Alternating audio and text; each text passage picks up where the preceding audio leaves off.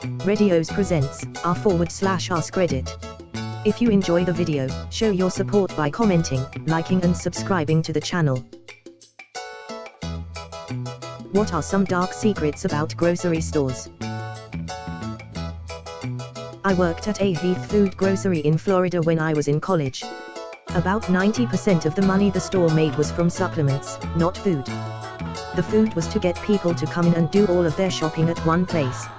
Also, we had a semi-secret, cash-only product kept in the back office that was a drink to help you pass drug tests. No idea what was in it, but I sold at least 20 bottles per week. I work in retail bakery. We don't make anything from scratch. Everything comes in frozen. We just bake it or thaw them out before putting them on the shelves. Cakes are pre-made, we just put icing and decorations. Lots of customers don't like that our products are kept in the freezer. Light skin tone shrug. Apples can be stored in proper conditions for close to a year and still be sold at the supermarket. So that apple you're buying in May is most likely from sometime the year prior. I have worked in grocery stores for about 18 years, with 10 of them being in management. There are too many to list, so I will give a couple. I would say 95 to 98% of customer complaints just get ignored. Almost every time someone will give you your money back just so you come back and spend more money. When you say you will never come back, we don't believe you. Most grocery stores have a net profit of about 2 to 3%. The really good ones can get up around 10%, although rare. Just think about that. There is a reason you don't see enough registers open when you shop. Labor is the #1 controllable expense. I personally never use self-check because they are taking a job from another person. Plus they break down easily and I have had to fix them too many times. There is a reason why things are in specific places in most stores. Like fresh produce right when you walk in, or dairy all the way in the back corner of the store. Ever wonder why sugary kids cereals are on the bottom shelves? It's so kids see them. There are so many tricks grocery stores use to get you to buy more items. This isn't even the tip of the iceberg. My buddy works at one and he says it's crazy how often giant spiders come out of banana boxes. We waste a lot of food. Quality inspectors at grocery warehouses tear open bags, cut open fruits and veggies, and stick thermometers in meat and chicken. That all gets thrown away. When meat products especially are above a certain temperature, they get discarded too. I was once responsible for getting rid of over $100,000 worth of meat due to temperature. Made the warehouse discard $10,000 worth of strawberries that went moldy in the warehouse. Didn't even get to the store. The only thing that washes a shopping cart is rain. We do whole trash bags in them. Oftentimes the customer trash cans are just mixed because the janitor sure as isn't digging out that bottle you threw in the compost. Everything just goes in the dumpster. Most of the time the rewards cards did nothing at the chain I worked at. Grocery store managers are very prone to being bribed by businesses when it comes to slot space. I was talking with a co-worker at a part-time furniture store job I had a few years back. Guy was retired and used to manage grocery stores. I ask him about it and he starts talking about all the free he got from Coke, Pepsi, Nestle, all sorts of big companies. They would offer him free Falcons tickets, flights to resorts all over the place, etc. Why? Because when they offered him this stuff he gave them more space on the shelves. Coke wants 5 feet more shelf space. Sure thing, just send me some tickets to see the Eagles next Saturday. He had a laundry list of that these companies gave him for better slot space. Even when companies started cracking down on it they'd just send gifts to his family.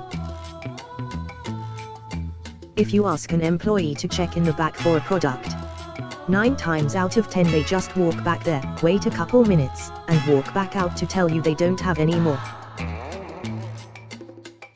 There's a grocery store near where I live and a lot of students shop there. Many students use their grocery delivery service and for that you obviously need to give them a lot of personal info, name, address, phone number etc. Several weeks ago, many female students that shop there started getting messaged from a bunch of random people asking for a date and knows what else. Apparently the owner has been selling the private info of students to a bunch of creeps. Edit, I am ashamed to admit I fell for it. If any of you were interested in proof, look down below, white smiling face. Worked as a night stalker and checker at a Kroger, and the number one stolen thing was meat.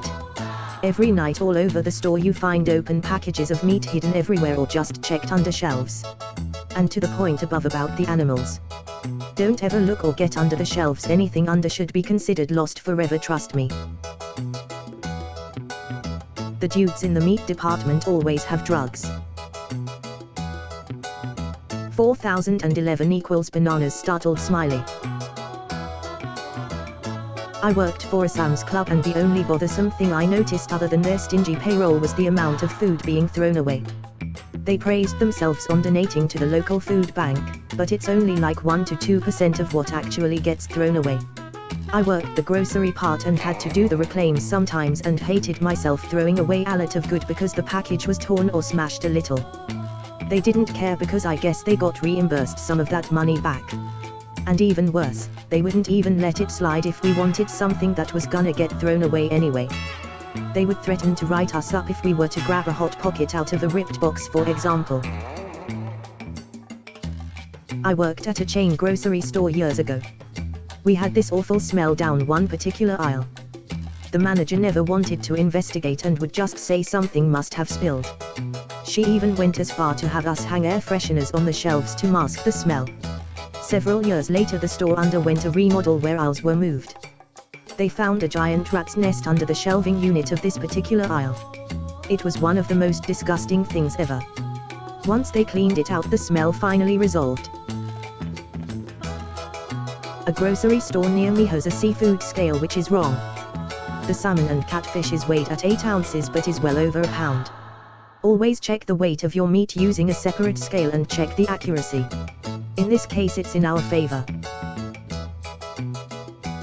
The stuff in the front of shelves and display cabinets are almost always the oldest stuff. The store wants to get rid of them by their sell-by date. So this isn't technically about the grocery store itself, but still relevant. My first ever job was as a bagger in a grocery store when I was 15. To work in this store, however, I had to be part of the union in order to work there. Working in said union included a monthly fee as my union dues. After 6 months, they started cutting my hours more and more each week, until finally, they cut my hours completely for 4 months. After that time, I got a bill in the mail for $150 of unpaid union dues. I called the office and tried to reason with them, saying that I was a 15-year-old high school student and this was my only income. They responded and said that it didn't matter and I still had to pay the dues. I asked if they would pursue the bill if I quit, and they said no. I called the grocery store the next day and quit, without notice. Edit, also, one of my responsibilities was to help people to their car and load groceries in their car if they wanted. I wasn't allowed to accept tips. One time, around Christmas, this guy bought $700 worth of grocery and helped load them into his car. He came back and tried to give me a $50 tip in front of my manager and walked away after I said I couldn't accept it. Manager took it since I'm not allowed to accept tips. She acted like she was going to put it in the register, but she pocketed it. Today's skin-on chicken are tomorrow's skinless chicken. Because they start to turn green if not sold quickly. They sometimes turn the lights off at night. My first job was working at a grocery store. A few weeks before a planned ad launched, the stock team would reprice the items in the ads and mark them up, so the sales price was only a few cents less than the original, non-sale price. They'd do this in advance and cycle through the store marking up items before they went on sale, then shortly after the sale went off, the prices would be lowered again. They had a specific night a week where the stock team would stay overnight to reprice everything. The area under the aisles is usually infested with mice. The magical place known as the back where everything in the world can be located does not, nor will it ever exist. I don't know if this is considered a dark secret. I heard some manufacturers pay to have their product on certain shelves. Usually at eye level. Most big chain supermarkets have really shoddy buying practices. The big one is for anything that is prone to spoilage. They'll leave it sit at the warehouse until it starts to rot, then claim spoilage and negotiate for cheaper prices. The growers have no choice but to accept the lower price, and the store pays 16-year-olds minimum wage to go through all of the produce and remove the rotten ones. Rotten watermelons are foul. Stores often play nostalgic music in hopes it will make customers think of better times. Think about that next time you visit a store and leave buying more than you intended.